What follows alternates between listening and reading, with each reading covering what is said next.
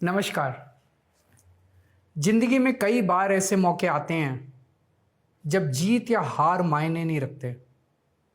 उससे भी बड़ा हो जाता है सही और गलत का सवाल। क्या सही है और क्या गलत है? ऐसे समय में हमें ये तय करना होता है कि हम मुश्किल रास्ता चुनेंगे या आसान रास्ता। आज मैं भी एक ऐसे मोड़ पे खड़ा हूँ। आप सब जानते हैं कि मुझे एक झूठे केस में फंसाया गया, मुझे जेल भेज दिया गया, एक चुनी हुई सरकार को गलत तरीके से गिरा दिया गया, हमें कई महीने जेल में रखा, पर आखिरकार सच की जीत हुई। 27 फरवरी को अदालत ने मुझे पूरी तरह निर्दोष घोषित कर दिया। कोर्ट ने कहा केजरीवाल निर्दोष है, केजरीवाल ने कोई भ्रष्टाचार नहीं किया। कोर्ट ने सीबीआई की जांच पे ही सवाल खड़े कर दिए और जांच अधिकारी के खिलाफ एक्शन लेने के आदेश दे दिए। लेकिन सच का रास्ता आसान नहीं होता। सीबीआई ने तुरंत इस फैसले को हाई कोर्ट में चुनौती दी और ये केस जस्टिस स्वर्णकांता शर्मा जी के सामने लगा। तब मेरे मन में एक बहुत बड़ा सवाल उठा,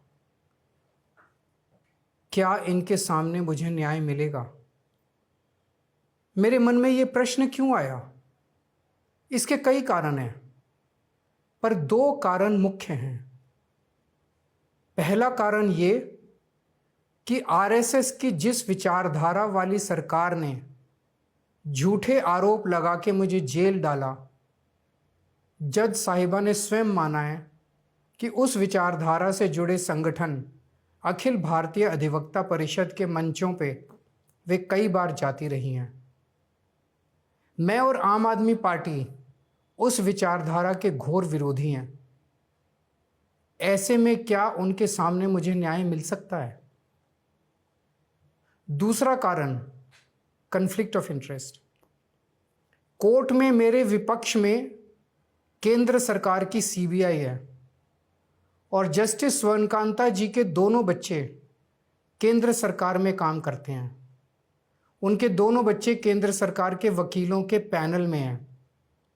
हमारे सामने कोर्ट में दूसरी ओर से वकील हैं सॉलिसिटर जनरल श्री तुषार मेहता जी। तुषार मेहता जी दोनों बच्चों को केस देते हैं। उन्हें कितने केस मिलेंगे, कौन से केस मिलेंगे, ये तुषार मेहता जी तय करते हैं।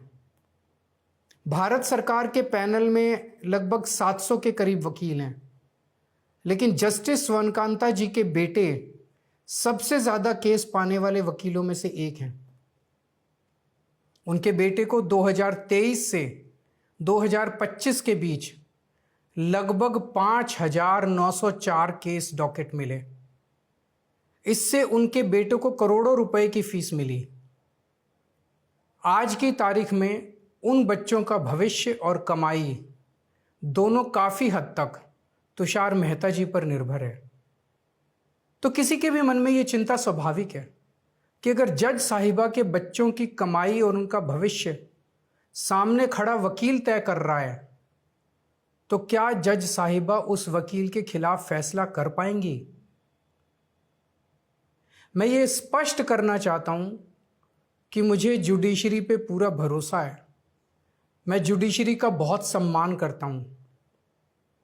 जब मेरे खिलाफ गलत साजिश हुई तो हमारे देश की जुडिशरी ने ही मुझे न्याय दिया था। जब मुझे झूठे केस में गिरफ्तार किया गया तो इसी जुडिशरी ने मुझे बेल दी थी। इसी जुडिशरी ने मुझे उसी झूठे केस में दोष मुक्त करार किया है। पिछले 75 वर्षों में जब जब देश पे आंच आई, हमारे देश की जुडिशरी ने देश को बचाया और नागरिकों के हितों की रक्षा की है। मैं जस्टिस स्वर्णकांता जी का भी बहुत सम्मान करता हूँ। मुझे उनसे या उनके परिवार से किसी भी प्रकार की कोई व्यक्तिगत आपत्ति नहीं है। लेकिन न्याय का एक बहुत बड़ा सिद्धांत है, justice should not only be done but should also be seen to be done. इसलिए मैंने जस्टिस स्वर्णकांता शर्मा जी से पूरे सम्मान के साथ अनुरोध किया कि वो इस कन्फ्लिक्ट ऑफ इंटरेस्ट जैसे कारणों की वजह से इस केस से खुद को अलग कर लें।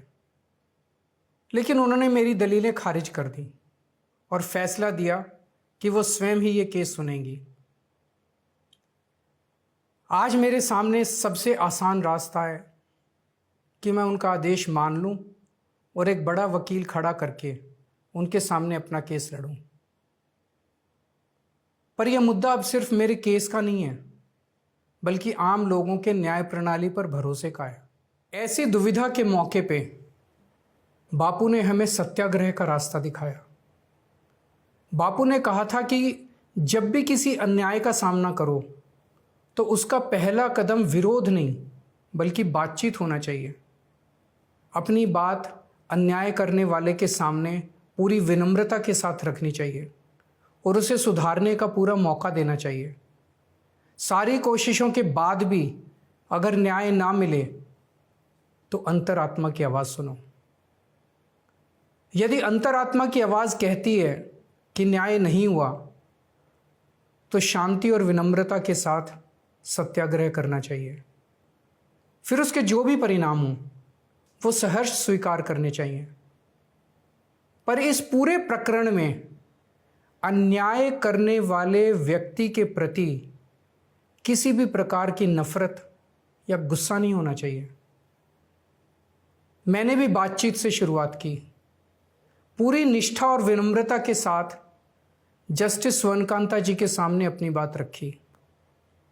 उन्हें इस केस से अलग होने के लिए याचना की।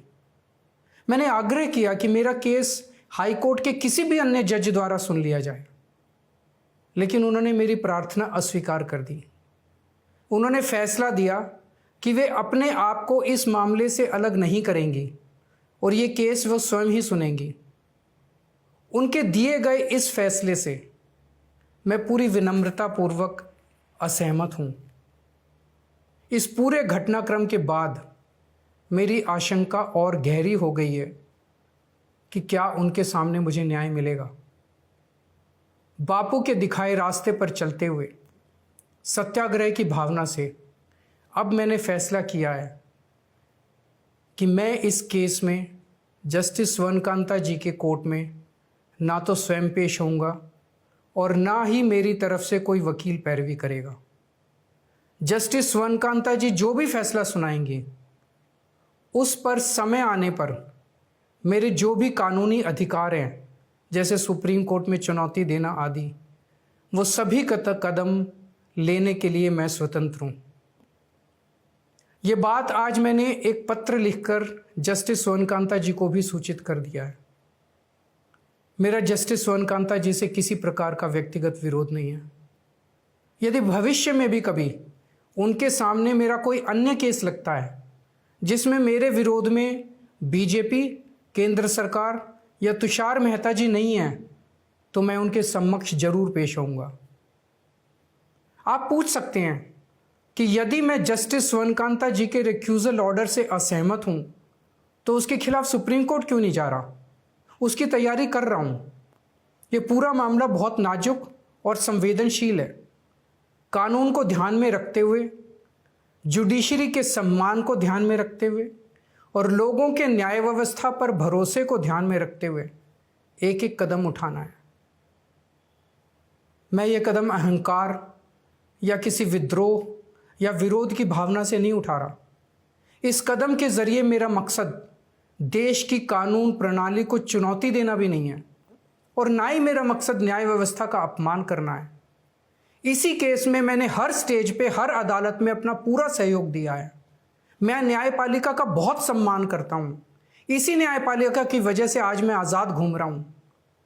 मेरा सिर्फ और सिर्फ इससे एक ही मकसद है, देश की न्याय व्यवस्था पर लोगों के भरोसे को और मजबूत करना, लोगों में ये अटूट विश्वास भरना कि ज़रूरत पड़ने पर हमारे देश की न्याय व्यवस्था से उन्हें न्याय ज़रूर मिलेगा।